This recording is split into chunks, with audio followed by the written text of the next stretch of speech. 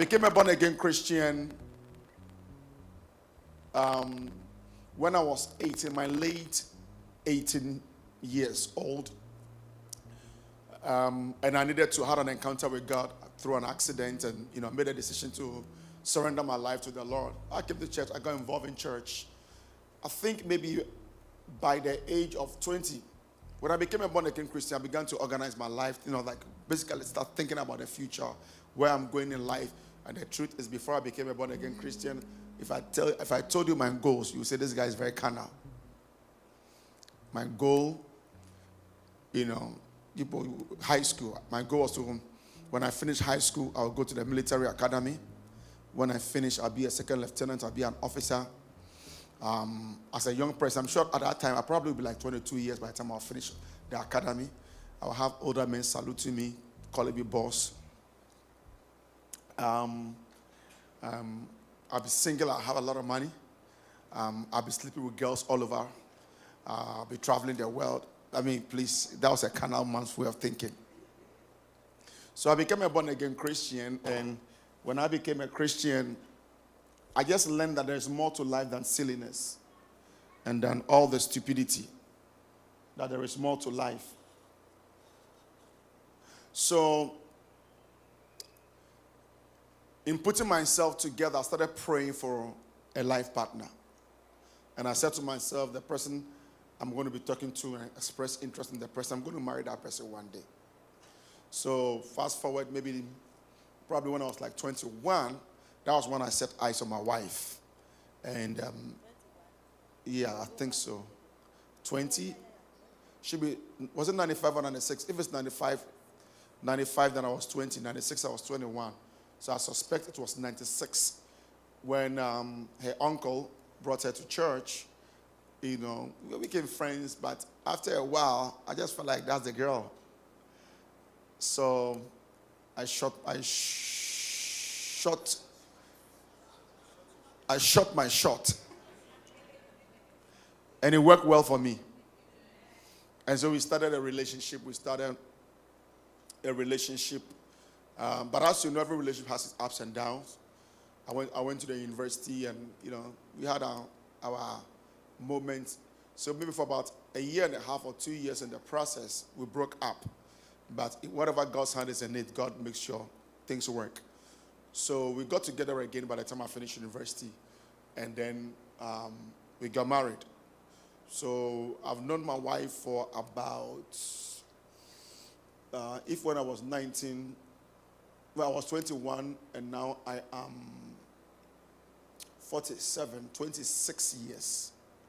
I have known my wife. Okay, let's subtract that troublesome 1.5 to 2 years out of it. So 24 is it? Maybe 20 years. So maybe let's say we dated without any problem 4.5 years or 5 years. Maybe that's 5 years. And we've been married for 19, and this year will be 20 years that we've been married.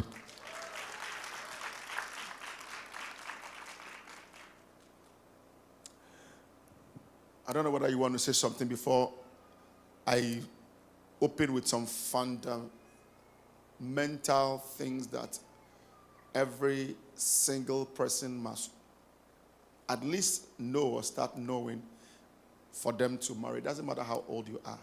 Should I continue? So for every single person, before you marry, of course in church we say prayer, which is good. But there are things I didn't know which I wish I knew, which have made my life better for me. One of the first thing is knowing myself. The truth is, people think they know themselves. You don't know yourself. If I ask you, really, what is your communication style? Can you tell me? If I ask you, what is your strength, your weakness, your opportunities, and all of that, can you tell me if you didn't do it at work? If I ask you, what is your temperament, can you tell me? If I ask you who you are properly, can you tell me? We assume we have answers to these things, and because we don't know ourselves. Now, when we we decide to go into a relationship, we go into a relationship with us not knowing ourselves. And the person we are going to go out doesn't even know themselves. So we go in broken people, and if it ends up in marriage, we say that we take the same thing in. Some doesn't end up in marriage because there are stuff about ourselves that we need to fix that we don't know. So let me stop with that one. It's about 5 of them. Since I'm not lecturing today, we are going to have a discussion. It's about 5 of them, but the most important thing for me is that, of course, prayer before you choose a partner, but the next thing is to know yourself. It doesn't matter how old you are. Know yourself. And in knowing yourself, it helps you to know people in general. So when the person you are dating, you start dating the person, there are things you look out for in the person. In terms of knowing who they really are. We can put up a facade, we can put up, makeup and, good foundation and all of that, and it's a shining thing on our face and all of that. But if we don't know ourselves, it is dangerous. And if the person you want to marry, want to go out with doesn't know themselves, it's a big problem. So let me stop with knowing yourself. This is my opening. Next time, we'll talk about all the points. Let's put our hands together for Jesus. All right, so I have on my right hand here, how many years have you been married? So this year will be 8 years. Wow. 8 years of marriage. Can you tell us how you met?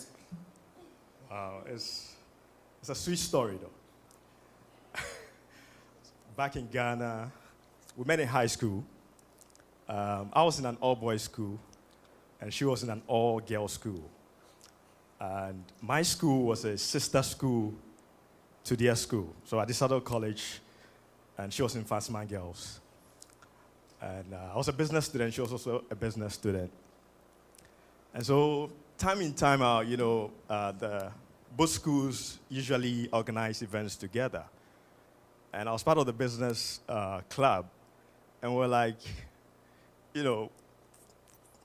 let's have to change in the way we do things. Let's, invite our girls and go on a trip. And so we went to the school and we spoke to the equivalent of the business club in Fastman Girls, the leader of that group, and they called it the investment club at that time. So we went there, we said, this is what we want to do. We want to have some time, go have a trip. And they agreed to it. And so we went on that trip. The trip was supposed to go to Tema Harbour. So I was in Cape Coast, she was in Salt Pond. Fastman Girls is in Salt Pond. That's in Ghana. Cape Coast, Adisadel. And so we missed Accra so much. We wanted to come back to Accra. And as part of the trip, we were going to go to Tema. And in Tema, that's the industrial hub of Ghana, where you have so many industries. So we're planning to go to the Tema Harbour, Unilever, and I think about 4 places. Yeah, but then the trip was it didn't go so well. The places that we had planned to go, when we got there, they were not ready for us. And so it was a bit like a frustrated trip. And we, at the Startup Boys, we always go with our lunch and all that. And so we told the leader of the squad that we're going to want to have lunch. And so he had called somebody at Tema Secondary School. So at Tema Secondary School, that's where we had gone to, go have our lunch. For me, I was frustrated with the trip.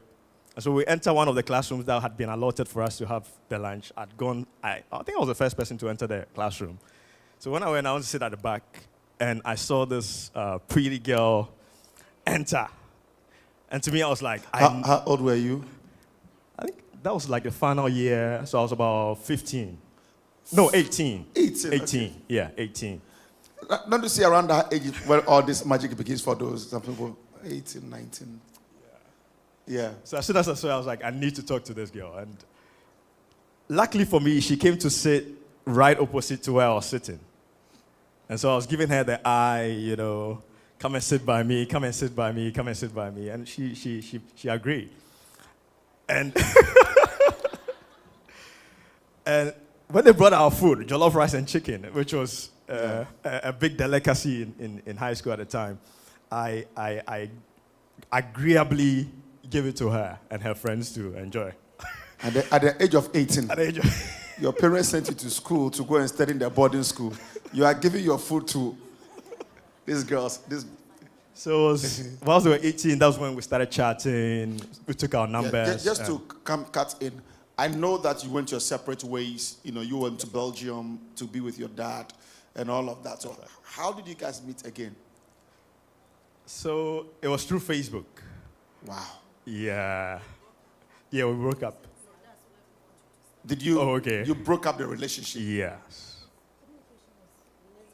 So what? So from there, I just want us to move forward to Jeb. Okay, so I think he reached out to me on Facebook, just checking on me, how you're doing. I was like, I'm doing good. I'm in, and she asked. That was when? This how many years after? That was like 5 years. So what happened for you? So you started a relationship when you were in Ghana. Yeah, we started. So what? And he left. He a left year to after. put your microphone closer. A year after he left. He left to Belgium. To be with it, to join the family, The family in parents in Belgium. Belgium. Okay. So I mean, we're still in communication for some time till I moved here in 2008. And then Communication became a problem. I hardly talked to him, and I didn't have a phone at that time. I wasn't working, so we just had to. so you broke up. Yeah. Now tell us how you met. You met So again. he reached out to me, I think, 2014. Yeah, at that time I had lost my grandmom. So he just called. He just reached out. How are you? I'm doing good. And he said, are you dating? That wasn't the first conversation, but I don't want to go through everything. So I said, no, I'm single. So I asked him, are you also single? Can you He hear said, her yes. voice though? He Or said, a little yes. power can do. So he said, no, I'm single. I'm like, okay. So why not? And then you kicked it off. We started talking. And the first thing he brought up was marriage. And at that time, I was a licensed practical nurse. I didn't even have my registered nurse, so marriage wasn't like a priority for me. I felt like I needed to get my degree first. But he was like, no, we need to get married. I think because I don't want to wait any longer. So that's how we started. Were you going to add something to it? So add quickly, and I want to add the singles, and then we'll shoot. Yeah, so the reason why I jumped straight into marriage was, I'd known her for a long time, like about 15 years, right from high school up until we relocated. So I was like, I know you, I know your family, I'm in serious business now, so let's just start courting, and, that was it. Good. Rabbit, why are you not married? You know I was going to ask you that question, right? I'm spying, You are surveying the area. You're surveying, Rabbit. Okay, well, all right. Any of the singles here, have you dated and what happened? Have you dated and what happened? What happened in the sense that why am I not dating anymore? Have you dated Yes. before? Okay, the best of the dating, what happened? The one that your heart was really in it. Okay, so what happened? So the question is, how did the relationship end, or what? Why? Why? Okay. So it was, first of all, it was a long distance relationship. So he was in Ghana and I was here. And it was also a time of transition in my life. So I had just finished my master's program. I was starting a new job. So there was more strain on my time, so to say. And so I think that was the first problem. The second problem, I think there were also some compatibility issues in terms of the expectations that we both had for our futures. And I think I can be transparent and vulnerable because none of you know the person, so I'll just go into it. So I think that he was someone that I felt was not pulling his weight, and it was a concern for me because I know that going into a marriage, you need to be equally yoked with a person. And for me, he needs to be a man that can lead. And I'm a woman who is strong. I have I wouldn't say a forceful personality, but I'm not easily ignored. Let me say, I'm a born leader. That's what I like to say. And what happens with people like me, with personalities like me, because I'm sure there are other women like that in the room, when there's a void in leadership, we automatically fill it. And I had no interest in playing a leadership role in my relationship or my marriage. So I had to advise myself and exit. Yeah. Look at the girls.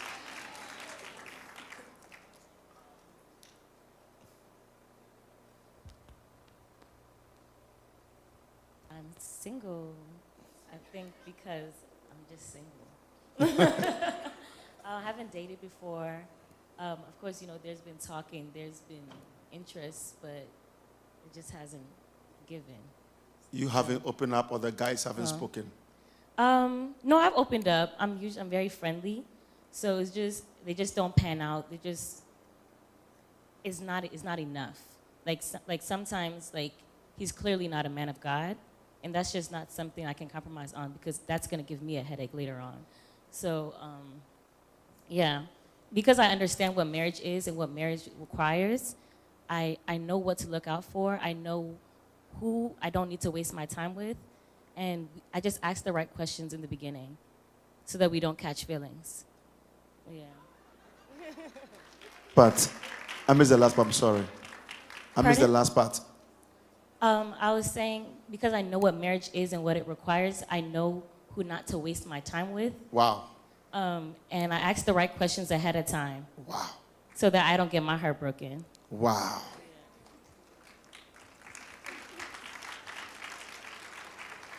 All right, Mamina, what should some of these, some of our single people here look out for in marriage? Okay, so I want you to maybe say 3 key things a lady should look out for. I'll do the guys. And then when we finish, I want people to literally ask questions. I want to give people enough time to ask questions, whether you've married before, whether you never married before, whether you've dated before, you never dated before, you are dating, you are in a relationship, you are engaged. I want questions. 3 things that a lady must look for before marriage. As a God-fearing woman, you have to look for a God-fearing man. But first of all, you pray. You pray for God to direct your steps or cause the man to locate you. That's God-fearing man. Number 1. First of all, you pray. Then, 1A is prayer. 1B is God-fearing man. Okay. The second thing is for you to, like the man of God said, know yourself. Love yourself first before you can love someone. Okay. So that's 2A. 2B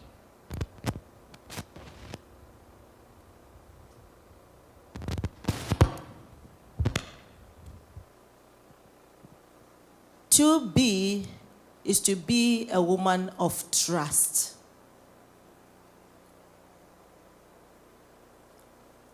And time will not permit me to explain. When the Lord blesses you with a man or a woman, and you come for marriage counseling and you ask the man of God to give you Mama Mina to counsel you, then I will teach you more. But right here, we will just, scratch the surface a little bit. Make sure that you are a person that can trust fully, okay? If you don't have it, you learn it, you develop it, and can be trusted. Like you too can trust. So it goes both ways. Okay.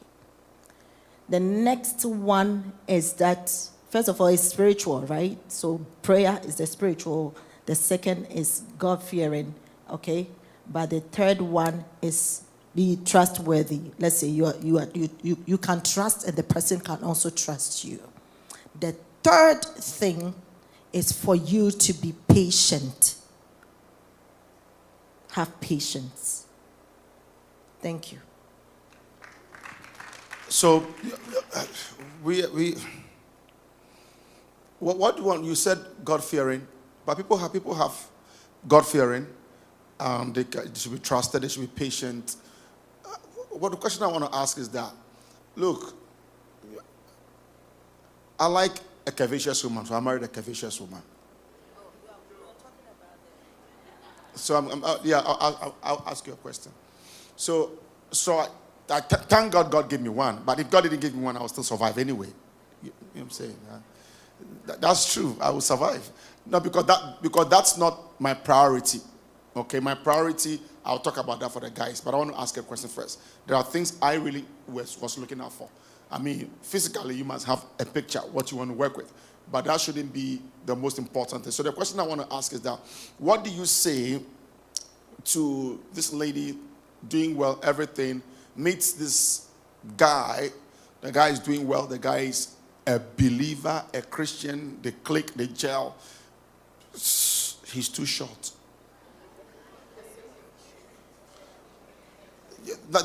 Did I say your thing? Yeah. I see people say, yeah, that's it. Rev just said it. He is too short. What are you going to tell that lady who is worried that her children will be short? I'm not saying short people are bad. Please forgive me. I'm not saying that. Please. It's just I want to convey what is on people's mind. I might have used a bad example. You know, maybe a bad example. I shouldn't have used that. But I'm sorry.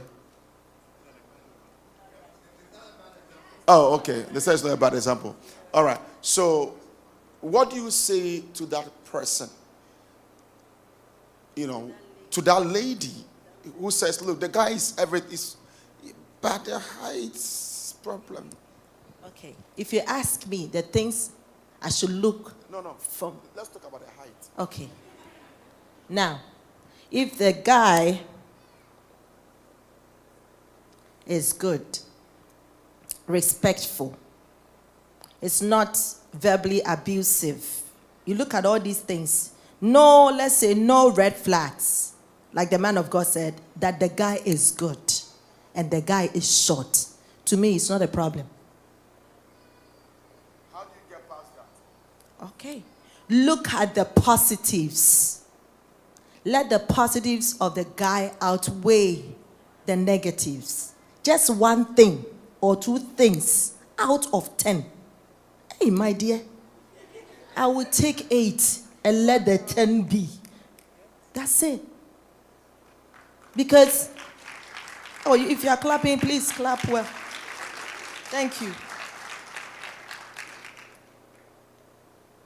If the guy is going to give me peace of mind in the marriage, 10 years in the marriage, I'll have peace. 20 years in the marriage, I'll have peace. What does shortness got to do with character? I think I'll pick character instead of, I'll pick character over, short person. So that is the advice I'll give to every lady here who is looking at a gentleman or is in a relationship with a gentleman that is quite short. Please don't look at the shortness of the guy. Look at what is inside of the guy. What the guy is offering you.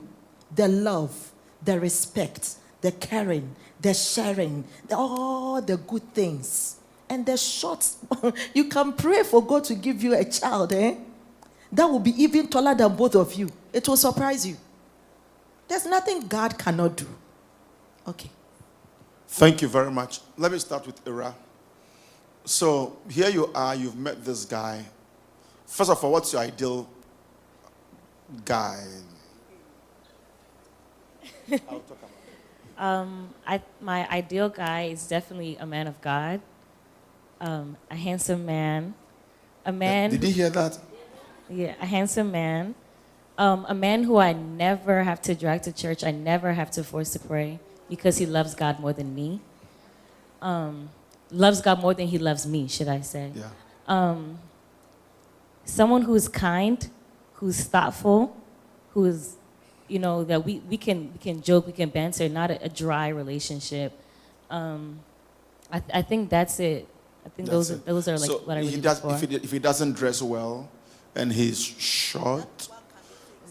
I mean, I'm short, so I just can't say too much about that. I'm just your mind because Yeah. you guys thought it wasn't a bad example It's I used, true, so I wanted to yeah. stick with that.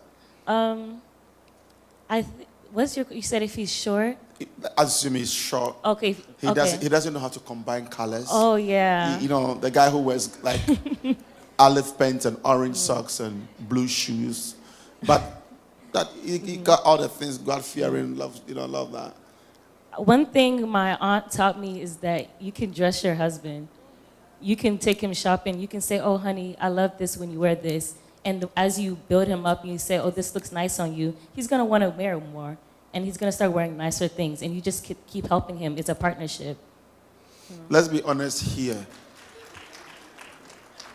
That's how, let's be honest here. How many of you will have that patience to dress a guy? Okay, you almost have a full house. Come on now. Wow. Wow. Am I in the right room? Yeah. Because I've met people, and I'll come to the height one. I've met people, I have said, this guy is not bad. When I say it's not bad, I'm saying the person is good, basically.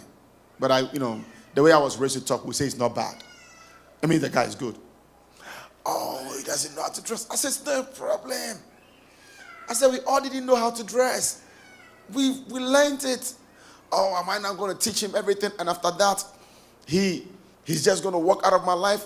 And maybe if it doesn't work out, I said, at least if the relationship doesn't work, at least you made an investment into the person into the person's future.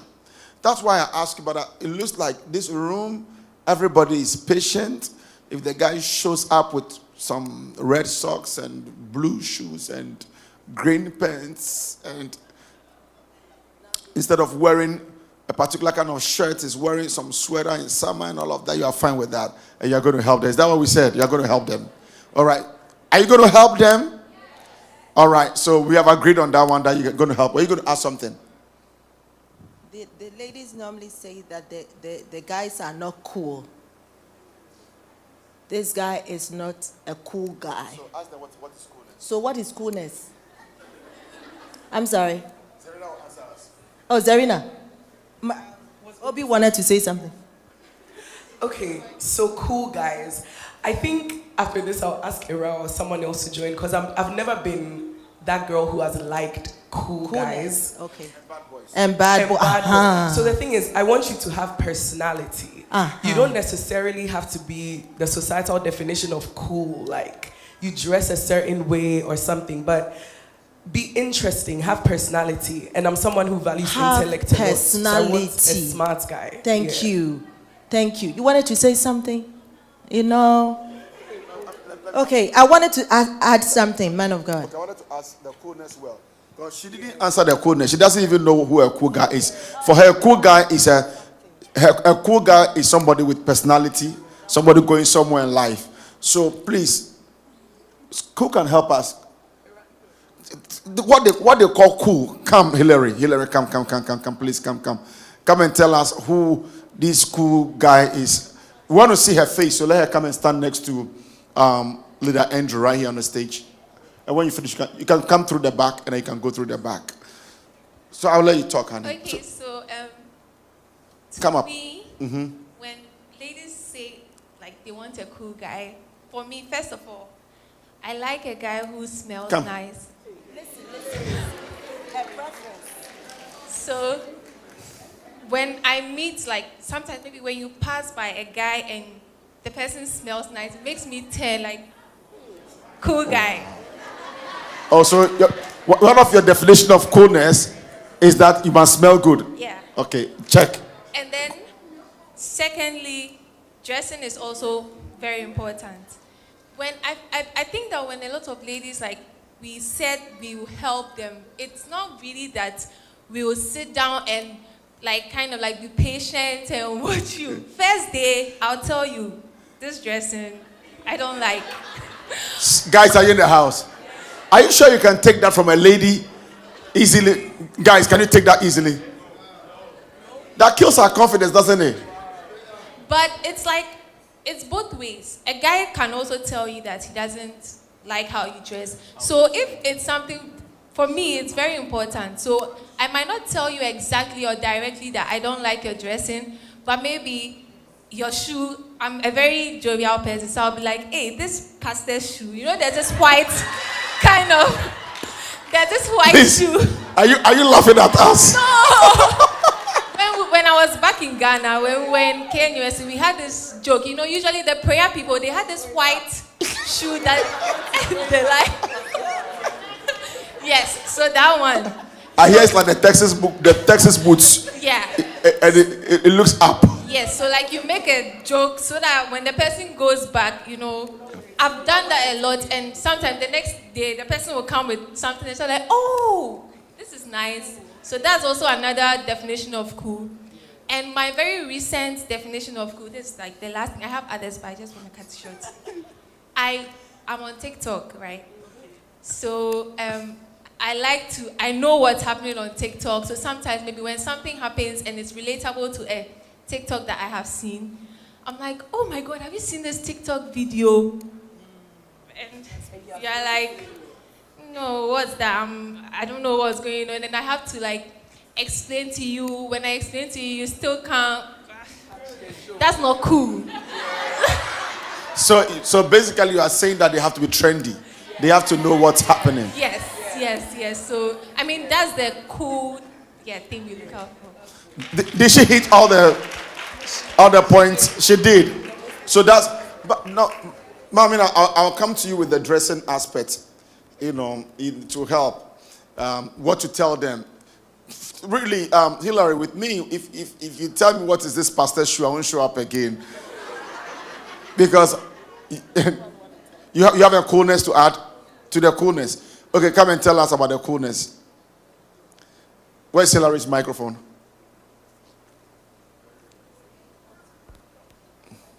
Okay, so did you stand there instead of making you come all the way here? Yeah. So Coolness. For me, the definition of coolness for me is a person that is not a show-off person, kind of calm and very submissive. They are not like Instagram guys, like show off. They want to always show off what they have and stuff like that. For me, For you. yeah, somebody who is cool is, very calm Okay. and, humble. Yeah. Okay. That's your preference. But I think the girls, when they say they want cool, they want them on Instagram. They want them, showing off small.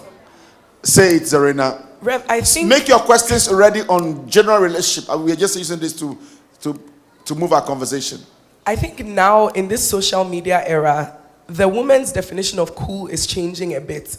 Because I know personally, and also a lot of girls, if we see a man on Instagram and you have like 30,000 followers, every day you are posting your designer, it's just like, what is this? Like, nobody wants to deal with this. It's not attractive to anybody.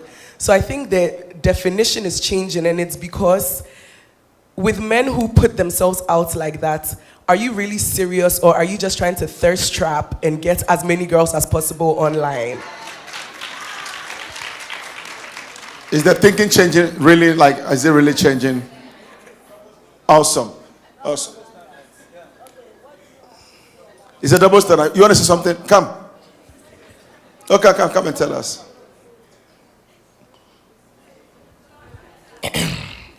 It's a double standard. Because if a woman is on Instagram and she has the same 30K followers posting design and stuff, y'all call her influencer. I agree. And I believe there's a certain level of insecurity that comes with that. You should be able to trust your man enough to be able to allow him to, feel free. And the same thing goes for ladies as well, like both ways, So there's a level of insecurity when it comes to that. All right. So for you don't like the guys who are all over the place and you don't know who their girlfriend is, you don't know who their wife is, Yes. and it's like they're just trapping the girls. Exactly. And to respond to Robert, right, if that is your partner and they have 30K followers, it's fine. But I think it's different if this is a man that's approaching you, you don't know him, all you see is this profile. It's enough to make you a little bit hesitant. But I must say that some girls also look out for stuff like that. And please don't let people keep you down because you like stuff like that. It's not the best, but feel free and be yourself. We'll help you out of it. Okay, let me go back. Mommy, I want to say something. Well, let me go back to the problem with I want to solve the height problem today. the problem with the height, Yes. I think it's just like this is your person forever. So it's like, is this what I'm willing to see forever? Like every day? Like, Will you go past it though? pardon? Will you go past it if the person has the qualities and the height is the issue? Yeah, it's the heights. The height's not as big as the attractiveness. You know what I'm saying? So it's like, if he was unattractive, I don't know if I could get past that. I'd really have to pray about that. Seriously. So, but the height is not is like, because everyone has like their dream person. So it's like, oh, this person is not my dream. Like some people I'm not going until I've received like my dream person. So me personally, the height I can let it go, but the attractiveness, I'm not sure about that. So yeah. Attractiveness. You want to say something? 1 second. Attractiveness. So I want you all to talk, and I will come in, and then I will straighten some things and some thoughts. But I don't want to be the one pouring things on you. I want to hear people's fears, their insecurities, their concerns, and all of that. And so, first of all, Caleb, and then Hillary, and then we move. It's actually just to get Heberta to speak on it, because I think the height thing is a... Come closer so that the camera can catch you. People are watching online. I was actually saying that the height thing is actually a big deal, because somebody like Heberta, she probably wants to speak to her. She's very tall, and so do you want to come and just speak to it briefly?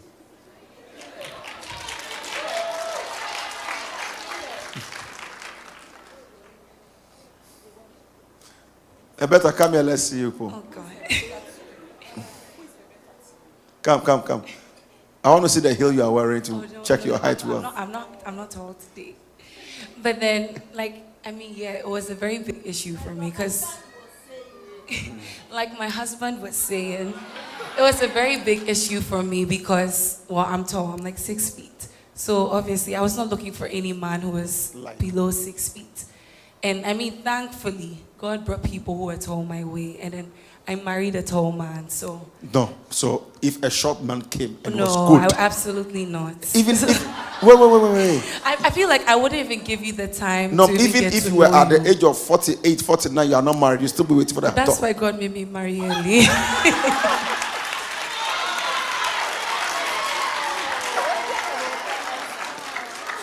Woo! That was a bullet, man. Okay, thank you. Then Hillary. Now prepare your questions. I want Mama Mina to address the issue of, okay, so you are in church, you're a Christian, you don't have to be superficial, you are looking for the real stuff. The dressing is a problem. How we should properly go about it, because the pastor shoot thing is still in my head. How can I come to visit you and you don't have any respect? You are joking with me and telling me that my shoe is not nice. You don't know it's a confidence killer. Should Mama not talk, or you want to ask a question? Ask your question. Hello. I think that when ladies are, for me, when I'm firm because, I want a tall guy, there's a reason why. People have to see you, so. Because I'm also tall, and I have, been with shorter guys. Come closer and look at the congregation. Shorter guys. No, that's the audience. But I have entertained shorter guys, and they kind of, killed my confidence. Because sometimes you would be walking with, some of them, walking by them, and then they're like, hey, you are too tall.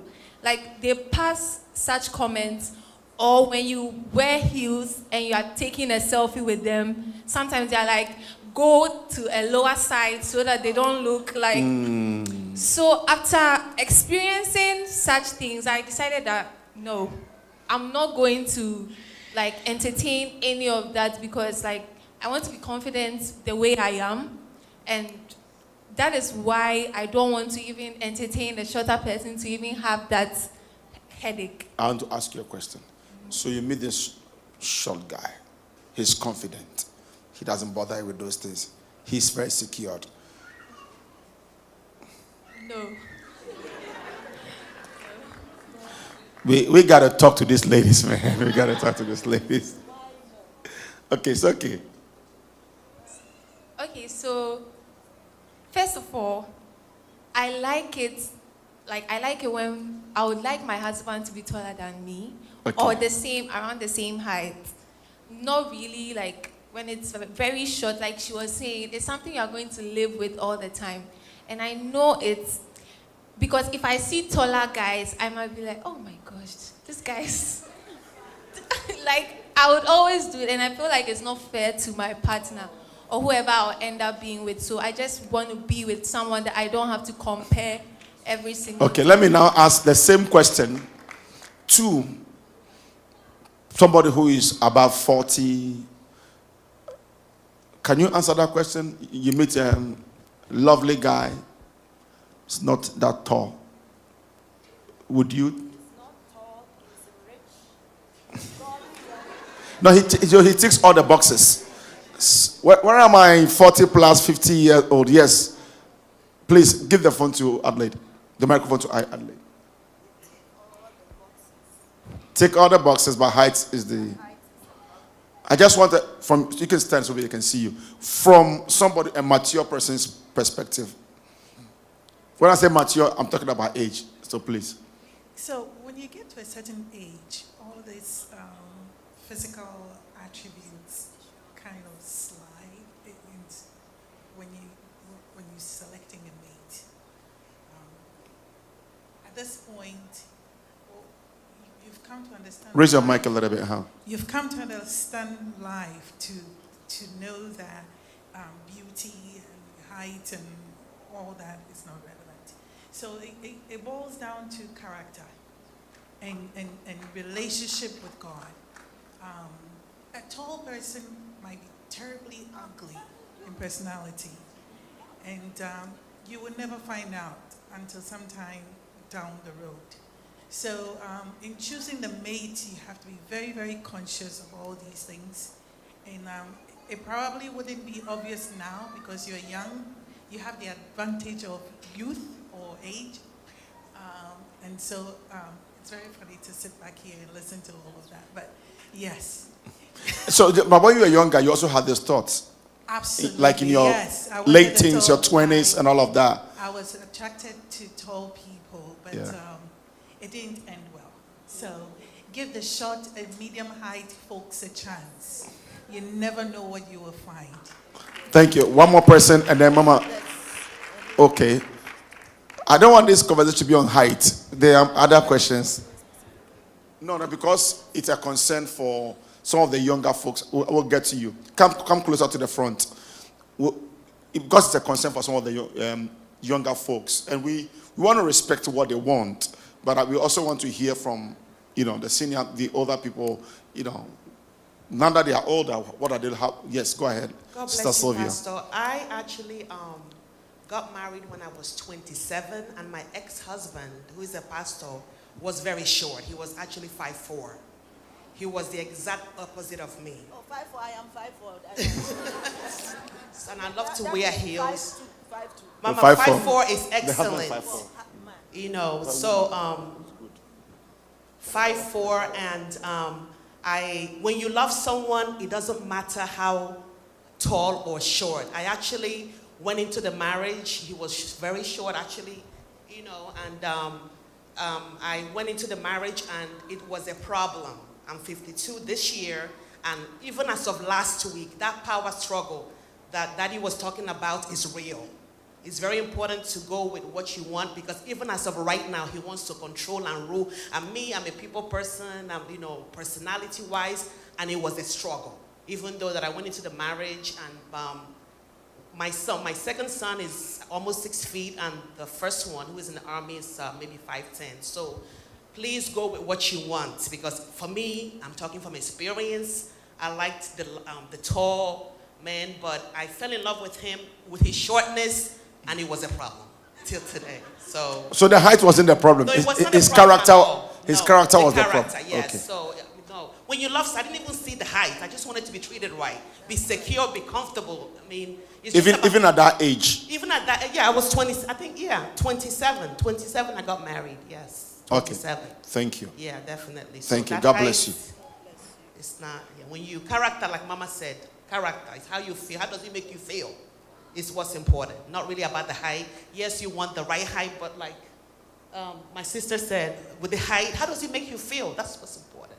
Once you enter the marriage, is the security, like Daddy was saying today, is very vital. Those things are what is paramount. How does it make you feel, and the security part of everything. Thank you. God So bless you. please, you also have okay. Jason also has a contribution to make. The lady and Jason, you have a question. So after that, so now get your questions ready. If you look on the screen, you can scan the barcode over there, and you can shoot your questions. The team, our team, will give us the questions. Good morning, church. My situation is a little different. When I was just myself, I'm a mom of one, and I was just single. Of course, I had my standards and everything. But when things change around your life, you become a mom, you start looking at somebody who will not just love you, but want to love your son as their own, or your child as their own. Somebody who just not respect you, because you're not just the only person. There are people around you who are involved, like the other parent as well, and things like that. So you want somebody who will look at you as a whole person and accept you with what is around you as much as love God as well. That's just my thought. So you are adding even more perspective to it, like height is not a big deal for you. More than height. Okay. All right. I don't know whether the younger folks will agree. But So I have a question. Yes. Come closer. Thank you, So Jason. I think we've spoken about a lot about what the women want. Yeah. What about if I can't cope with someone who can cook?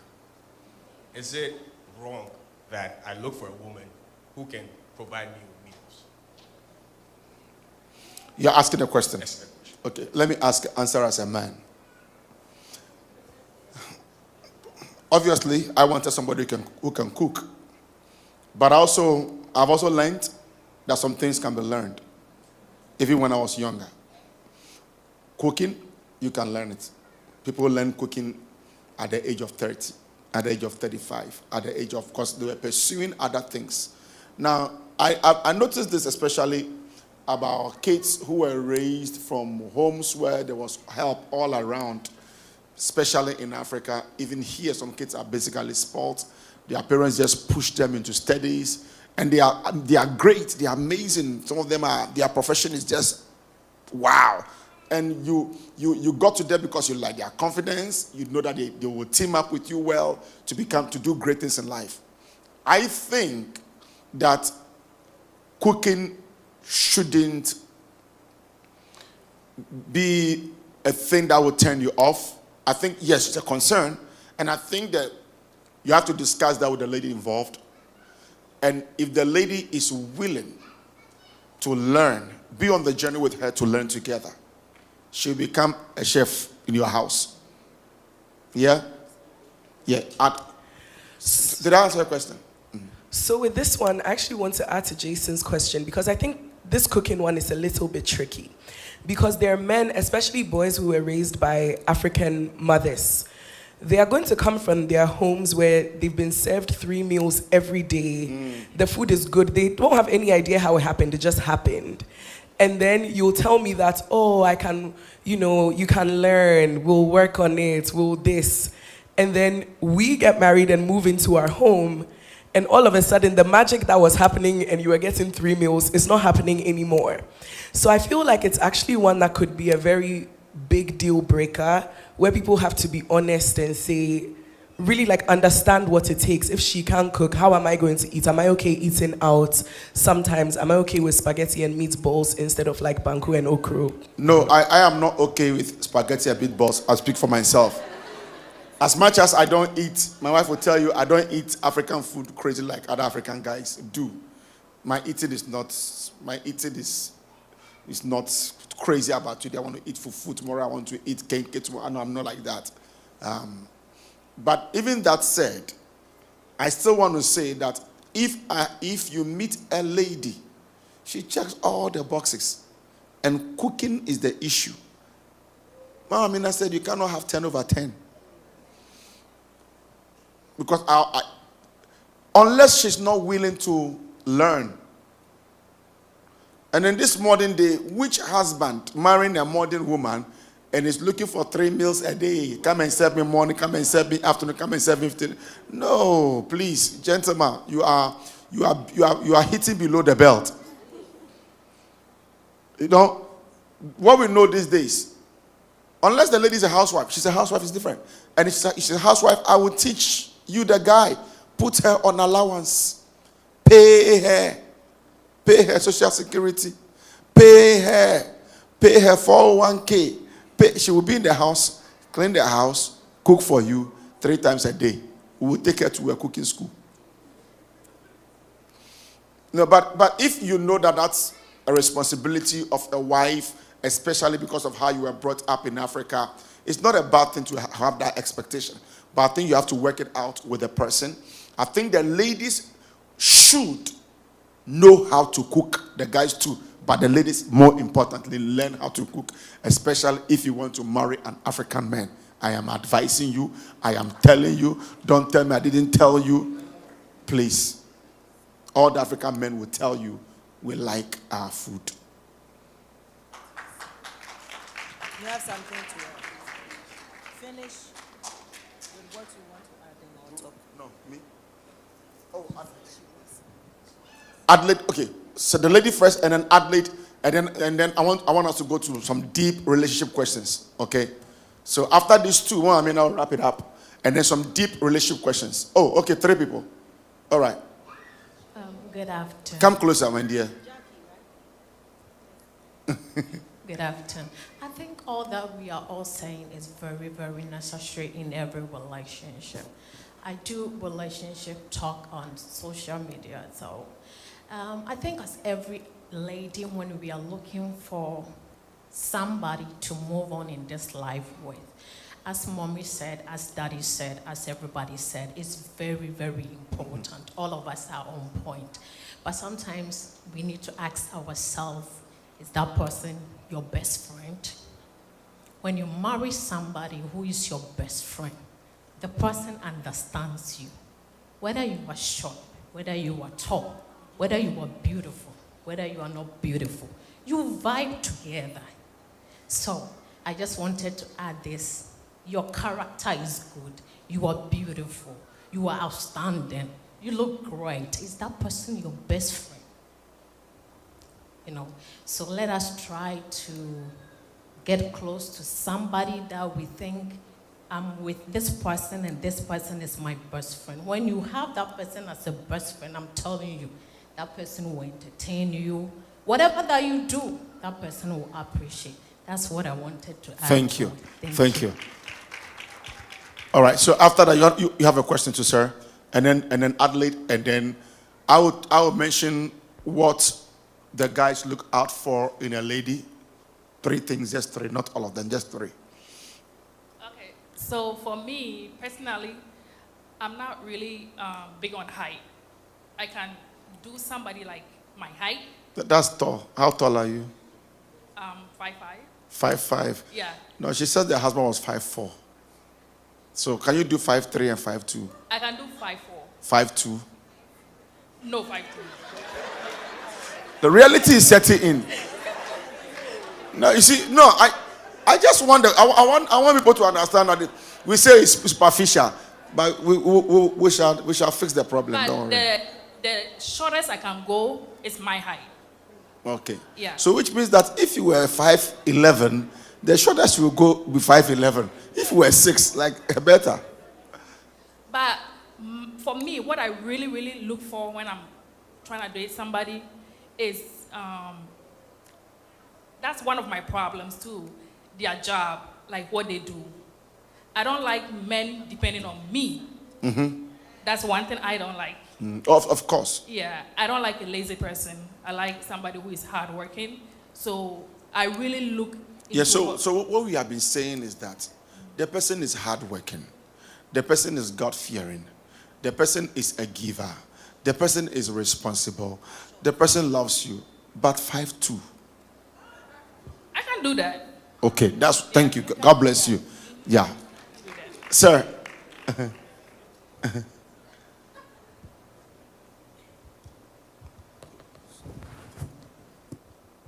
Yeah, my question is on education level. My question is on education level. When women go out, they intend to drop the men whom they used to be with. So as a gentleman, if I go up in the hierarchy, like I have a PhD or I have master's degree, what kind of lady should I choose? Yeah, good question. Good question. Yeah, let me answer this question. This good question. And I will sit my children and I will tell them this for free. You want to know whether you're a man, whether you're a woman. I don't really care about whether it's a first degree, a second degree, a third degree, whatever it is. You want to have somebody you can think with. Because if you are at different levels of thinking, you will quarrel every day. You will quarrel over nothing. You notice that you move away from your girlfriend or from your boyfriend, you go to somebody else at the same level of thinking, and you are flowing. And then you come back to your partner, and they say you are arrogant, and you want to control me just because of difference. So I would say that, because there is formal education, I would say that have somebody who thinks like you think, or at least you can reason with. Somebody you can reason. So you may have a PhD and somebody is a high school graduate, but they are smart. They are street smart. They are intelligent, except that they didn't continue the education. I think as long as they can talk, you like politics, they can talk with you about it. You like investment, they can talk about it. You take them to a party and there are your investment friends over there, they can talk. You take them to a wedding ceremony and your PhD graduates are there and they are talking about life. They are confident, they can talk, they will not let you down, they are broad. That's it. Don't go marry somebody that you are babysitting. When it comes to level of intellectuality and all of that, you will struggle, you will fight, you will argue. And sometimes they will move away from you when you are going to your people.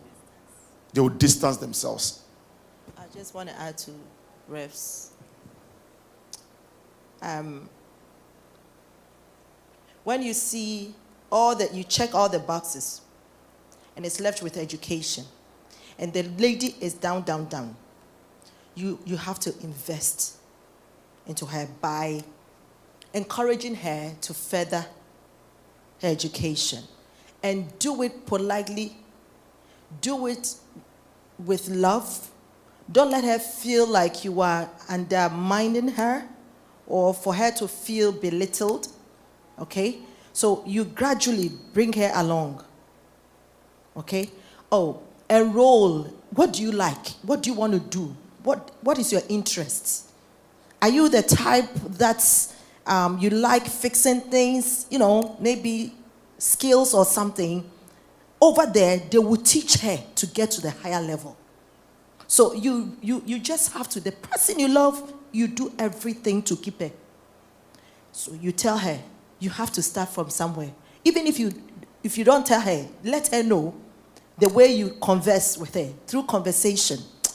You are very intelligent. I know you can do this. I know you can do that. Then you yourself, you take her there. We have to register for a class. What class is that? Let's take it one by one. I will help you. I'm a PhD holder. I will help you to get there. But a lot of people don't have patience. Okay? So if you really want her... Let me ask a question. So you are talking about, if it's a lady in the question, you are talking about somebody who is willing to do that. There are people, they just are not willing. And my advice to you, if you are not married, don't continue that relationship. You will fight, you will fight, you will fight, you will fight. So what Mama Mina is saying, if you have done all of this 1 year, 1.5 years, and the person is dragging their feet, and they are, please let your love die. If you cannot tolerate that level of thinking, kill the love. Kill the love. Because if you go and marry the love, the problem will still persist. Secondly, if you are at that top, let's say, you are highly educated and you are going for a lady, look for someone who has at least associate degree.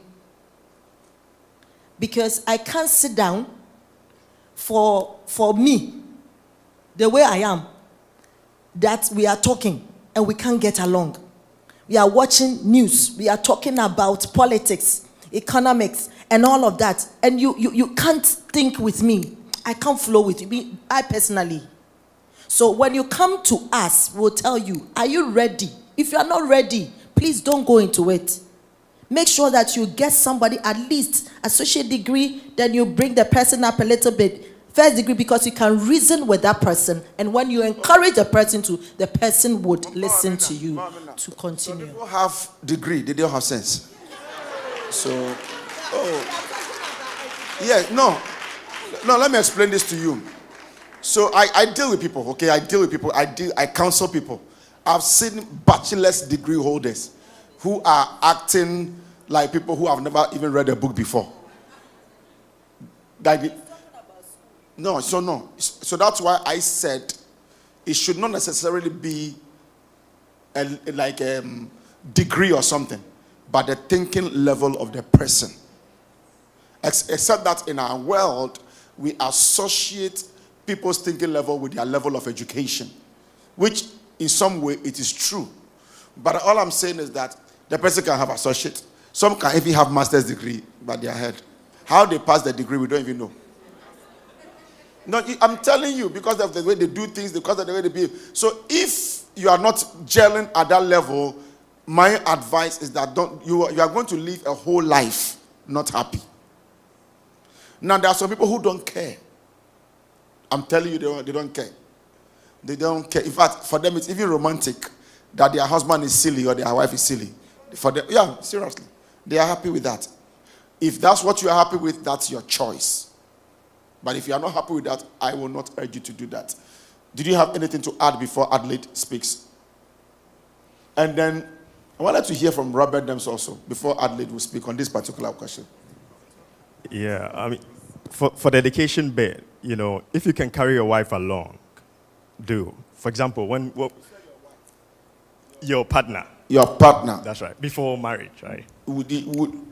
That's if she's willing. That's right. I want to emphasize that. That's right. If she's what? Willing.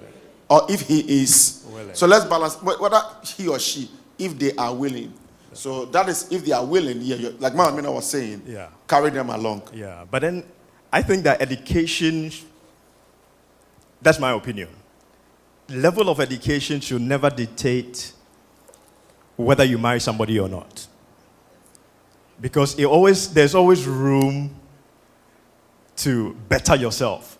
There's always a chance to get to the level that the person was not when you were about to get married. And so for me, I think that most of the things that we're talking about here is about compromise. How much can you compromise? How much can you compromise? How much room can you allow for certain things to play out by themselves? And if you allow that to happen, your marriage will flourish. When you met him, if he didn't have this level of education, take it. Take it and please answer me. So, if he didn't have it. Oh, if he didn't have it. I would have helped him, actually. I don't mind. During our dating period, you just talk to him, trying to find out what is his, does he have any potential? Sometimes they might have a lot of potentials, but they don't have the means. Yeah. And I'm willing to help. That's me. You will do that. I'll do it. As long as they are thinking. I mean, I'm not concerned about a degree. I'm concerned about the thinking. How they think. For me, that's very important. Because a person who doesn't think at your level, you'll fight. Yeah, at least he has to make sense. That's the point I'm making. Robert. Yeah. Robert, Yes, Rev. I would say, like you were saying, Mamina was saying, if they are willing, but some people are not willing. So you have to see if you are able to live with that. Is it a non-negotiable for you? Are you able to live with it for the rest of your marriage? Because personally, I don't believe in divorces. So I'm willing to go in a marriage with a person who we can build together, we can work together, we can have a conversation, and then, if they are lacking in a place and I'm even trying to help or extending a helping hand, are they willing to receive it?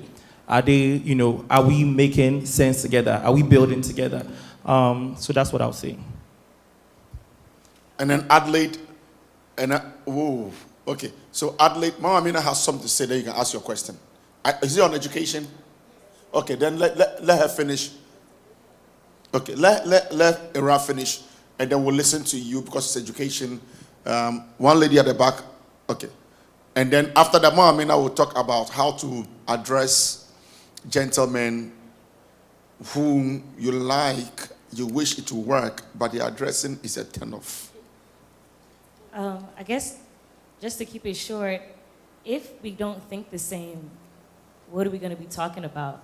Because we're going to be spending a lot of time together. How are we going to, even small stuff, like how are we going to get in debates? How are we going to challenge our thinking? There's just nothing to do there. So I think you have to, that's one of the things, you have to be equally yoked about. Okay. Me, I'm also interested in when you go to the parties and the meetings and the events, the work events, the conferences and all of that. And here you are, you get there and your colleagues' wives, they are talking. And they are talking about, and then all of a sudden your wife is hiding. Babe, where are you? I'm using the bathroom. Babe, where are my makeup? I'm fixing my makeup, babe. And then she tells you, don't be taking me to these meetings again. I'm tired. I feel uncomfortable here. I want to leave. She doesn't, no. Or he doesn't feel uncomfortable. He just cannot talk. The topic they are discussing about the recession, that is not part of his problems. Yes, I know we find it funny, but this has actually been my reality before. Okay. So the first relationship that I was talking about, I was being kind, but this was the exact case. So like I said, I had finished a master's degree, and this was someone that I was literally dragging to complete his bachelor's degree. And there was nothing that I didn't do. I was in school, I was doing a master. So if I have money, it's because my parents are giving it to me. My mom is watching, I'm sorry. But my mother will send me money and I will send it. I'll go and pay for the exam, you have to resit. Go and pay for this, go do this, go do this. And still, you come back tomorrow with a story. You come back tomorrow with a story. This is someone who wasn't willing. And one day, it's literally like my future flashed before my eyes. So I was living in a one-bedroom apartment in Silver Spring at the time. And for me, it was okay because I'm a young woman and I'm alone. But I was thinking that this man will come and join me in this one bedroom. He will be lying down watching TV. I'll go to work and I'll come back and see him lying down. My blood will be boiling. Already my voice is deep. So if I say something, they'll say I'm shouting.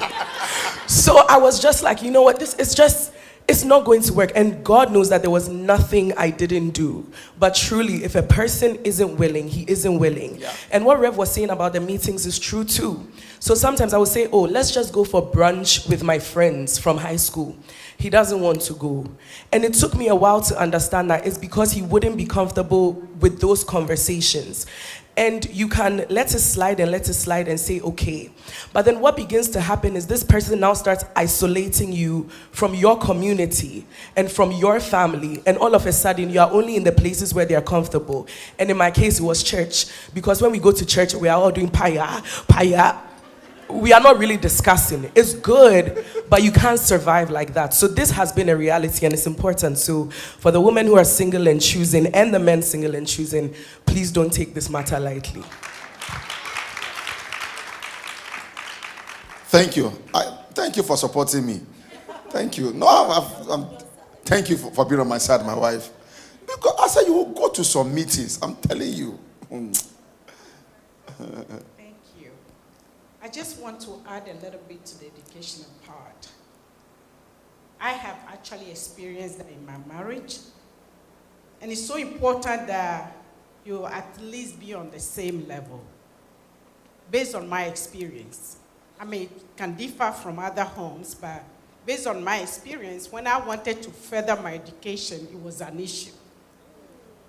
I have to fight to go to school. I have to fight to earn my right. And so it's important that whoever you are dating, you see those things from the beginning and decide whether it's the right thing for you to do. I didn't see it, but then at long run, when I was in my marriage, years after I wanted to go to school, I have to fight to do that. What do you want? It's important to be on the same page before you go. Thank you. Thank you. We have about 15 more minutes to go. Let's the contribution come, and then let's take the questions online. And your serious questions you have. I want to hear from the people also who are in college, especially the first degree, the undergraduates. I also want to hear from them when it comes to choosing a partner, challenges, and all of that. And Adelaide, you had a contribution or a question. You didn't do it, right? Yes, I did. My contribution basically was that you have to, given the option, you have to make, given the option of, it was on the cooking. Okay. You can't have the perfect girlfriend, the perfect wife, mother, perfect girl, what do you call it? Everything. Career woman and all that. You have to choose. So what would you compromise on? These days, the career woman might bring home a lot of money. So you'll be able to afford a chef. So all that should be. Oh, no, but as for your wife, she must know how to cook. You can afford a chef, but there is something romantic about your wife preparing food or you standing in the kitchen chopping the onions and she's cooking. There's something romantic. It's part of the relationship. Rev, Are the guys in the house? Rev, Yeah. if it's the act of cooking that bothers you, you could always act in the kitchen too. Oh, no, we don't want acting. There is something about, ladies, if you have money, doesn't it feel good enjoying your husband's money? Doesn't feel good. Yeah, it's not like you don't have money. You do. But it feels good that your husband gives you $500 or $1,000 or $300. Yeah, some romance. It's the same thing. When your wife puts the fork and the knife and the napkin and the plate, that special plate just for you, and puts the soup on the side and puts the one you can swallow on. Oh my God. Let me add a little bit contribution on this. I think it's a cultural issue. We who grew up in Africa before we came here, we have that feeling that you have. Yes, and I'm talking for them. I've come to realize that children who are born in this country, I've realized that in this country, where is Teddy? Men cook better than women. No, I want to ask Teddy. Where is Teddy? 1 second. Teddy, so when you decide to get married, you don't care about whether the wife can cook. There's a reason I'm asking that question. Do you care or you don't care? You don't care. Okay. You don't care. I want to. Okay. My son cooks very well. Okay. And I don't think he will be bothered with the woman. Because he cooks. Because he cooks. Uh-huh. And I have a friend who cooks very well. And he has a beautiful marriage. The wife, they were born here. Because they were born here, they understand the cultural aspect of it. So the man is the one who cooks in the house. And the woman does other Senior things. Minister, if I knew how to cook, I won't worry. I don't know how to cook. That's my problem. No, but you see, I can cook very, very well. So you don't care about that? No, but guess what? For me, culturally, if my wife doesn't cook, I have an issue. Oh, I don't have an issue. But that's my culture. Yeah. But the kids who were born here, they have a different perspective about this cooking Yeah. issue. Yeah. I agree. But I also think that the Bible says that a woman must be a homemaker. So I've counseled people. I'm not lying to you. In this church, I've counseled people that the men cook. And these men were not even born in America. They were born in Ghana. They just love to cook. They just loved. The lady would tell me, my husband on Saturdays will cook different kinds of food. He doesn't want me in the kitchen. You know, so yes, it is true. But I'm also saying that just as you don't want a lazy man, You know, people can deal with can deal with when the wife doesn't bring a lot of money home. But if the man has to do 2-3 jobs, we all expect the man to do 2-3 jobs to make sure there is enough money. Is that true? Ladies, is that true? Is that true? You are quiet saying the truth gently. When we talk about cooking, then you are quiet. Yes. Now, last thing, and then we have 10 minutes to go. But I will speak the questions online, and then we are done. Thank you. My name is Kwame. So I want to add this to it, that the only thing you don't work at, it doesn't work. And relationship is work. And if you ask any academician what is work, he will say force times distance, right? Push or pull. Now, I like you. It's a lot of force. It's a lot of energy. I have images, right, about you. But I have to work on myself, right, before I come to you. We can tell from Samson, he was a great leader. He had a vision, right? But he didn't work on himself. He was busy working on the girl, right? And we, this generation, if you, God have a destiny for you. I have served with this great Mama Minna for years. And I have a great experience that before you even approach the girl, let's say Candice, go to the gym. And you like Candice, that's the first lesson. Go to the gym. Work on you before you approach her. Candice like to sing. You like Candice, find the keyboard lessons. Work on yourself because she's part of you. And the relationship you don't work at, it don't work. Thank you. Online questions, moderators. Our helpers here, please. Our team of helpers here. The online questions real quickly. Real quickly. I hope that especially with the people who are 19 years, 20 years, 18 years, you are listening, you are hearing stuff, and I will zero in. Before the question, Mamina, can you do in 3 minutes how to tell a guy that this, your outfit is embarrassing myself and my friends? You don't tell a man. First of all, God created every man with an ego. So, you don't tell a man bluntly. Can a man clap for that? Clap for me, I'm doing well. We thank God that Mamina is saying it. Say, please repeat it again. Wives. Twice. The women should understand that God created men with ego. They have an ego. Okay?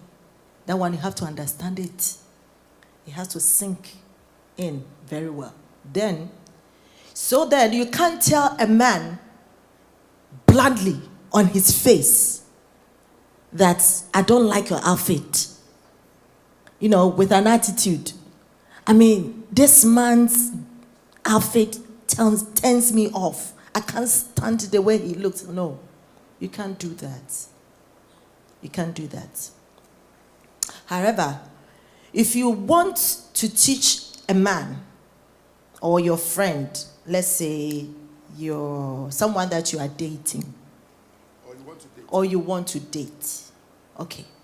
The first thing, maybe you go out, you see his outfit, you know, he's dressing from head to toe. Maybe the beard is fine, okay? Is it grooming? Yes. He's groomed himself very well.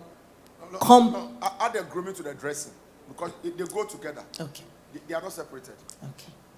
So from head to toe, grooming is fine, you know. Maybe his shirt is neat. His pants is also neat. He's not smelling. You know, his shoe is off a little bit.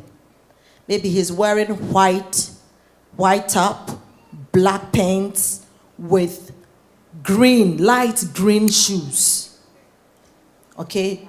With brown belt. This one can be fixed. This is not a problem. Now let me show you. So the first thing is not to turn him off or show an attitude, you know, for him to know that, you know, you don't respect or something like that. No. Rather, the the first thing you compliment him, oh, you are looking, today look at your beard. Very nice. The beard is not good, Mama Bina. Oh, yeah, you said we should start from somewhere. The beard is good. No, I said Everything is bad. Usually men who don't groom, who don't dress well, they just don't know. So if they don't know, you see the kind of haircut they have.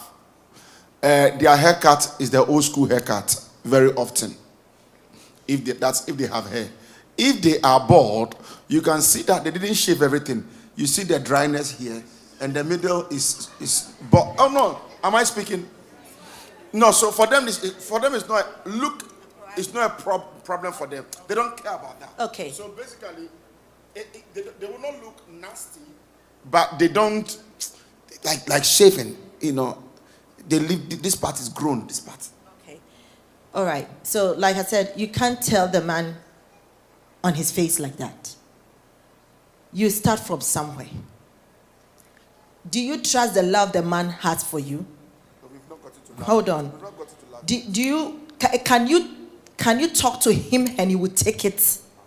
That's very important because some people will not take that from you. Who are you to talk to me, grown man, like that? If you can talk to him and he will listen to you, if he listens, then that's fine. Then you can tell him, okay, my dear, I've been watching you for some time. The way your hair is, I need you to check it out. Maybe you've been going to one barber. This barber is not good barber. Change it. Find a good barber for the man. Okay. Then the man, groom himself. The outfit. Maybe the outfit is not coordinating very well. You have to just buy a gift. Find a day. Let's say Valentine's Day like today. Valentine's Day. Is it today or next week? Tuesday. Then tell him something without him knowing that you are telling him that. Then you go to store, you get him, the colors, you can coordinate it very well. When I met Reverend Emmanuel, he was decent. Just that he didn't have money. But from head to toe, he was good. So somebody like him, I can just go. The thing that what he didn't have then was shoes. So I looked at him and said, this guy. One shoe. Always wearing one shoe. So one day, I think we were going somewhere. It was somebody's wedding. Then I said, they sent out the notice, the announcement. I said, okay, I'll use this time, the opportunity, to get him a gift of shoes. Exactly. So I bought shoes for him to wear it. So when I brought the shoes, we were going. I have already dressed up, went to his house with the shoes in my hands. Yeah. When I got there, he said, oh, Mina, I'm ready. I said, today you wear the shoes I brought. So find a way, very nice way of presenting things to the person you are with. Then over there and there, he removed his old shoes, the one shoe, and then he wore mine. So we have to look for time. Timing is very important. And the way you go about it is very important. So that's how you have to do. Like something is coming up or we are going to church. Then you put in your head, the way my husband dressed last week or my friend dressed, his birthday is coming. Okay, birthday is coming. Let me go get him a pant, a decent pant. Maybe now they wear the slim ones. That's trendy. Look for, but not too tight. You know what I'm talking about. Then you get it, and then you let it. You teach him. You tell him. Nowadays, they pat on the side. I dress him all the time. You can ask my children; they will tell you. You see your pastor looking good. It's because. Do you guys believe her? I have my swag already. I only ask her opinion. For instance, today. I wanted to wear this jacket and a black jeans and this one. And it was nice by me. And then my children helped me, I have my style. I just asked their opinion. Yeah. So the final one, so then I said, and she said, okay, don't wear the black, just wear the suit. That's why I'm wearing suit, but I would have still worn. I start with my children though, and I can. But the swagger there, I have it. Swagger. So that's how you go about. That's number one. To go about it in a way that when something is coming up, occasionally you use that period to teach the person something, and the person will catch it. When you teach them, they will get it. All right? If the person is not dressing the way you want him to dress, but he's smelling good, please, the dressing can be fixed, as I said. But if the person smells, that one is totally different. That one is difficult to handle. You can't say it to the person face to face like that. You have to be with the person for some time to get to know the person. Then when you say, because this thing is a sensitive matter, you can't just open your mouth and say, brah, just like that. It has to come from, the way you love the person, the way you relate with the person. So that one, in the relationship that you are married in the relationship, that is when you introduce something like, if the person has dental appointments, you have to make sure that the person keeps the appointment. Secondly, in the house, if you are married, in the house. I'm talking about not married. So not married. Not married, you can't do what married people do. So that one you can't. But to tell the person sensitive matter like your mouth smells and all of that, that one. So number one, if a person's armpit smells, buy them deodorant. Oh no, I'm telling. No, if they won't take it, the relationship is over. Buy deodorant. When you buy 1 dozen and give to them, parcel it as a gift. Happy birthday, and put a thing on it. You are sending them a message. They have to use it. Number two, if their mouth is smelling, buy mouthwash, good toothpaste, nice toothbrush, package it nicely as a gift and send it to them. You are speaking to them with respect. They have to listen. Because telling you face to face is difficult. You must have to give me that audience. And maybe we haven't gotten there yet. I like you, but I don't like those things about you. So I have to indirectly send you the message. And if I send it to you after I gave you deodorant and you come to my house, or we meet at the restaurant and you are still smelling, then you are not ready to use deodorant. I will move on.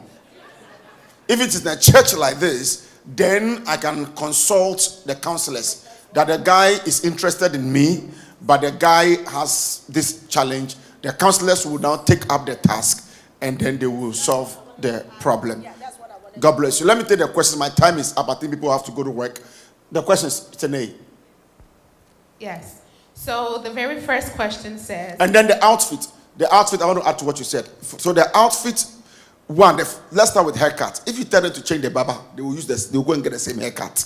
So tell them the next time they are going to the barber, you want to come with them. And when you get there, if you love me, you don't want me to come with you. You want me. You are in a hurry. You should be thankful that I'm following you to the barber as a lady. So when I come with you and we get there, I will whisper, you see that style over there? I like it. No, I have a picture. I can imagine that this picture, you look loose in the picture. Is that true? But I don't like it. He will say, I don't like it. So let's try it today and see. Then when he finishes the compliments, oh, you look nice. Oh, please keep this haircut. I like it. Keep this beard shape. I like it. Indirectly. Clothes. The person comes in blue shoe, purple, blue, purple, blue, purple. What you said is excellent. Sometimes you say, oh, when you are going to do shopping, I would like to come with you. I have some ideas to spice up your dressing. When you go, if you pick the pant and pick the shirt and pick the belt, tell them on the next date, I want you to wear this one. And when they come through the compliment and keep telling them, I like it when you dress like this. Indirectly, when you wear the belt and the shoe and they match, perfect for me. So gradually, if they are sensible, they will learn. If they are not learning, they are not sensible. Let's do about 4 or 3 questions and let's go, please. Yes. So the very first question is, as a single person, what do you do when sexual temptation arises beyond just praying in the moment? Beyond? Just praying. So we know pray, but like after you are done, what do you? When sexual temptation comes, is that a man or a woman, or it doesn't matter who? We don't know. So you want me to answer? Sexual temptation, how do you deal with it? Number one, set boundaries. Set boundaries. Period. First thing, you have, as long as you are in a relationship and you like the person, the feelings will come. There will be erections. The things will happen. It will come. So, how to control it? One, draw boundaries. Keep your seeing each other in public. Especially the day you are feeling horny. Don't say, come to my house. Come and see me. Keep it public. If you live alone, please, I would discourage you from seeing each other in your rooms alone. Because that one, it will start with kissing, then fondling. By the time you realize you are done, then when we are doing worship, you'll be confessing your sins. Every day we are doing worship, we are confessing your sins. When we are crying and loving God, we are doing confession. So boundaries. So first, it is boundaries. That's why for me it's good when people have roommates or people that they share with. And when the person is coming, make sure that your roommate is there. At least it helps. Oh, am I not an adult? Can't I have my life? It is true. You are an adult, but it's part of the boundaries. Because if you don't have boundaries, you end up messing up. So please do have boundaries. And the guys in particular, if that thing you want to do it, then marry quickly. Don't waste time. Just marry. Next question. Yes, so the next question, this is something that's very familiar for a lot of people, right? Anybody that's dealt with a heartbreak. So if your heartbreak is through divorce or is through a regular heartbreak, how do you get back in the spirit of dating? If you had a broken heart or you've divorced, how do you get back on the dating scene? You need a therapy to go through, find a good therapist, counseling, so that's the physical aspect. The spiritual aspect, you can go to your pastor, let him pray for you, and then also counsel you. Okay? Prayer would deal with so many things spiritually. Like the man of God taught us this morning, the first service, that the spirituality is very important. So the spirituality is basically, prayer, praying, and all of that. So the man of God will do his part for you, and then a counselor, which is the therapist, will also do his or her part for you by taking you through counseling, so that whatever that is in your mind, or in your heart, would leave you for you to be free, for you to move on to the next relationship. Because if you don't take care and settle all of this or that issue and you move on, it's going to come back to haunt you. So you have to make sure that you are healed, both spiritual and physical. Please, if you don't have money for a therapist, listen to my sermons. See Mama Mina. See our counselors. Broken heart is part of life. And don't let it keep you down. One mistake doesn't mean that you cannot make it. You can bounce back. Forgive yourself. Learn lessons out of the situation. Brace yourself and move on again. And when you are going forward, go forward more prepared. But make sure you are first healed, like she's saying. You must be healed. Whether it's marriage, whether it's a relationship, be healed. Be at a place where you are fully balanced before you take the next step. Because people get rebound and they are always having broken hearts and they say they are not liking life. Last question. I'm trying to rush because of time. I think we've stayed longer. People have plans. Can you hear me? Yeah. So this is another question in the same realm. It speaks on when you're in your relationship, whether dating or in your marriage, when the times are rocky, what is the mindset that you think you should have, depending on how much you're hurting? Is this something that you should keep going with, or is this something that you think you need to start thinking about if it's your time to exit? We don't have a scenario to work with, so it's quite difficult. But you need to know the size of your wound and how infected it is to be able to treat it. You can't just be putting band-aid on a wound and just putting band-aid on it and it's getting bigger by the day. So because there's no scenario, it's very difficult for me to go into some details. But before you get to a place of saying that I'm tired, especially marriage, I'm picking my bags, I'm going, make sure that you have sought help. Seek help. Seek help. From your pastor, seek help. I think your first point of call is your pastor or the counselors in the church. Seek help.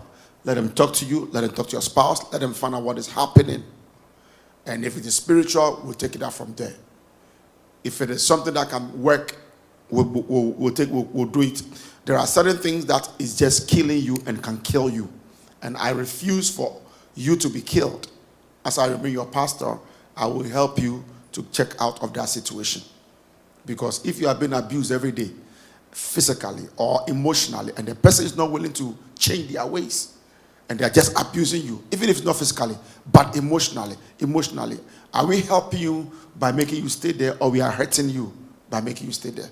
So then wisdom will come in to help. And sometimes what we recommend is a period of separation. Not divorce, but a period of separation if you can afford it, to heal yourself and to think through and find out whether where you are is a toxic relationship. Do you have to be there? The separation helps. If the person really wants you and wants to change their ways, they will pursue you. We done? No, we're not done with the same question. Yeah. But just to keep it in layman's terms. Right now, the time period that we're in, a lot of people don't like to go to their pastors or their elders or their parents. Even people that birthed them, they don't speak to them about their relationships. So what is a way that they can use, or a source of comfort, or a source you need help. Everybody needs help. Look, I teach people you need a coach. You need a mentor. So everybody needs help. Believe me, don't play with it. Don't go with their culture. You need help. If you need help, you must look for a helper. And look for a helper who is godly, whose counsel will be a godly counsel. Next question is how... Oh, that should be the last one so we can close. Okay, last question is how and where can we find eligible single bachelors besides church? You want to answer? Where? Should I?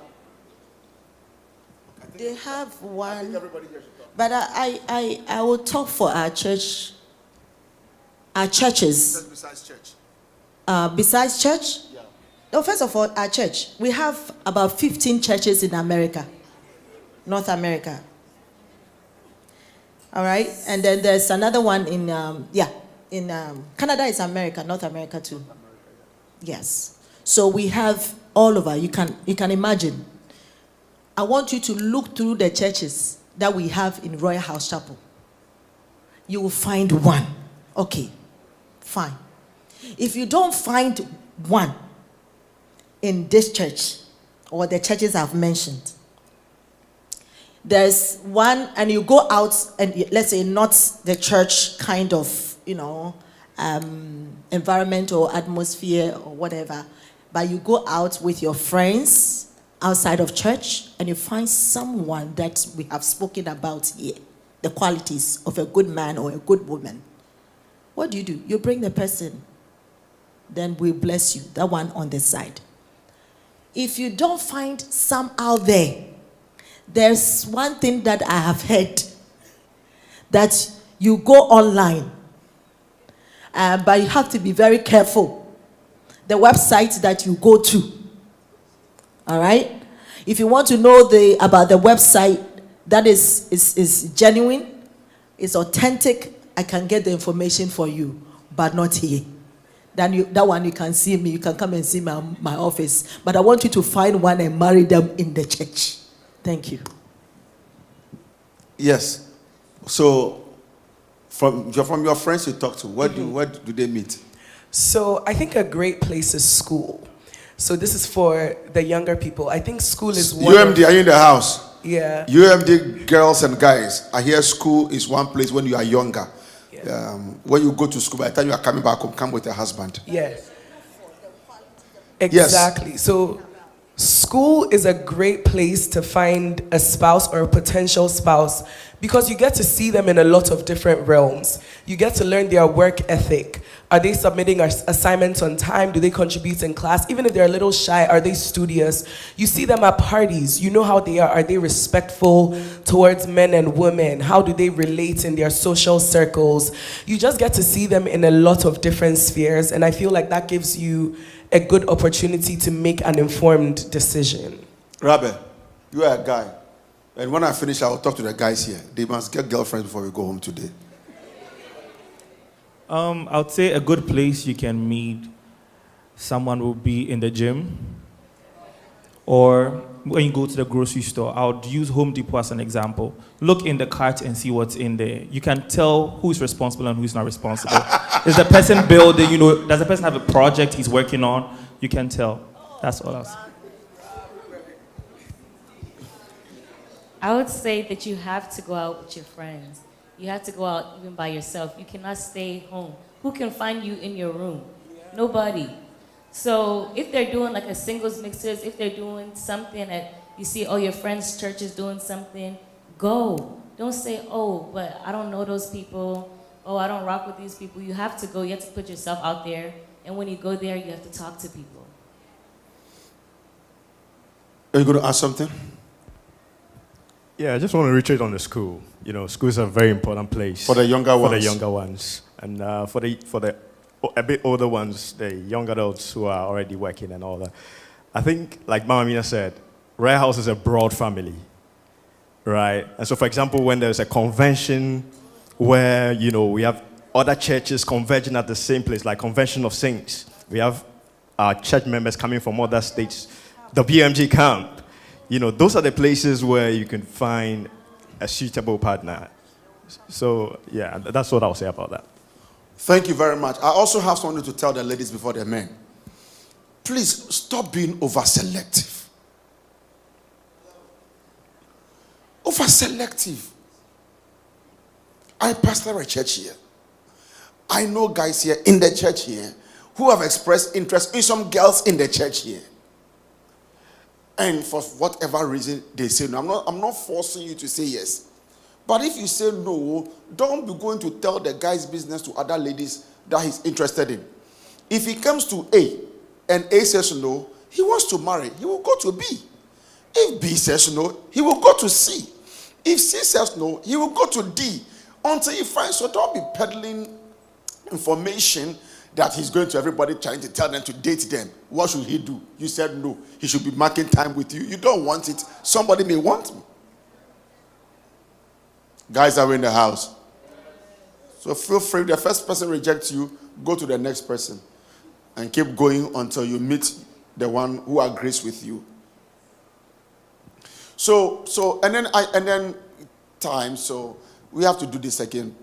Properly talking about how to hook up well. Well. I've said this. Ladies, give guys the chance. Whether they are short, whether they are tall, whether you think they are smart. You don't know them well until you get close to them. So give the guys the chance. You just might not know. Conversation, eating together. By the time you realize there's always been a jewel around you and you didn't know. So please give them chance. Guys. I know that guys will say, oh, I'm not in a hurry to get married. I'm not in a hurry. That's the problem. Your problem for you of saying I'm not in a hurry to get married now makes it very difficult for you when you get to a certain age. Because you have a very large pool to choose from and you get confused.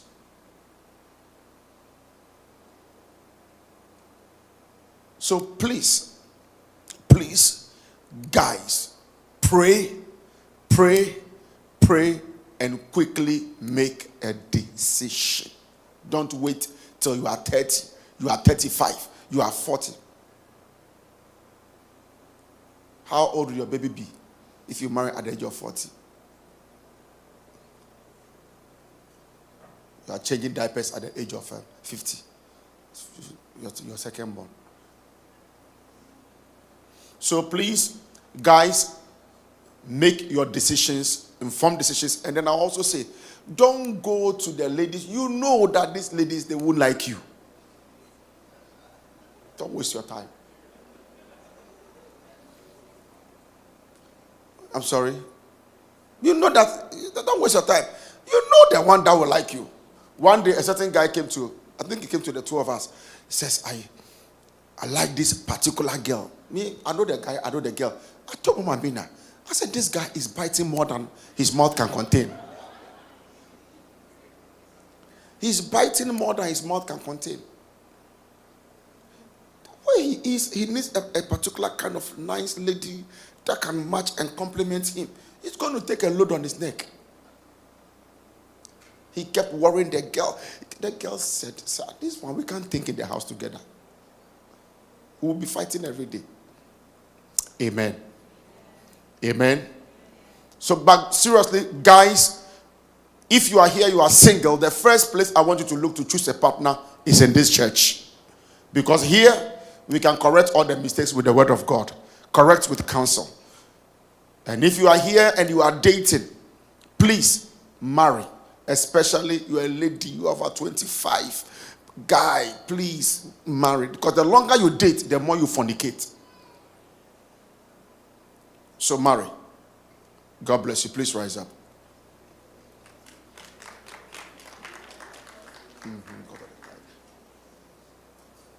Can you find another time and properly digest some things well? Is this good? Is it good? Because today is Sunday, so we are in a hurry, like we have to go.